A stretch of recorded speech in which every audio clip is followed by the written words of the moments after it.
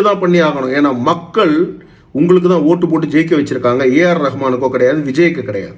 இன்னொரு மிக முக்கியமான ஒரு அரசியல் கட்சி தலைவரை கொண்டுட்டாங்க, ஆம்ஸ்ட்ராங். அதை தொடர்ந்து ஃபேக் என்கவுண்டர்ஸ். எத்தனை ஃபேக் என்கவுண்டர்? அதுக்கு காரணம் யார் சார்? உங்க அரசாங்கம் இல்லையா? அதை கரெக்டா நீங்க விசாரிச்சீங்களா? இப்ப உயர்நீதிமன்றம் சிபிஐக்கு மாத்திருக்காங்க அந்த கேஸை. ஏன் உங்க கவர்மெண்ட் ப்ராப்பரா செயல்படலன்ட்டு. இதுக்கு யார் காரணம்? அடுத்தது மிக முக்கியமான பாயிண்ட். இப்ப விஜய் ரேலியில விஜய் நம்ம குத்தம் சொல்றோம். இப்படி பண்ணிட்டாரு, அவர் அப்படி செஞ்சுட்டார், இப்படி செஞ்சுட்டார்.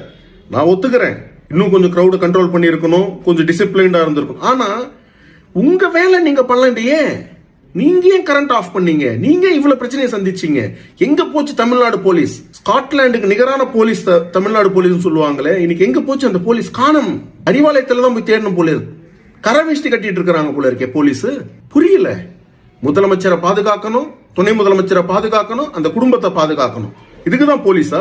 போலீஸ் மக்களை பாதுகாக்கணும் சார். அதனால போராட்டம் நடத்த வேண்டியது விஜய் வீட்டு முன்னாடி கிடையாது.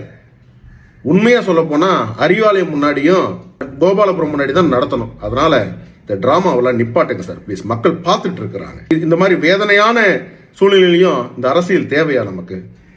திமுக is a complete failure. CM, you are a complete failure. Dravida model is a complete failure, sir. It's a failure. You are a failure, CM.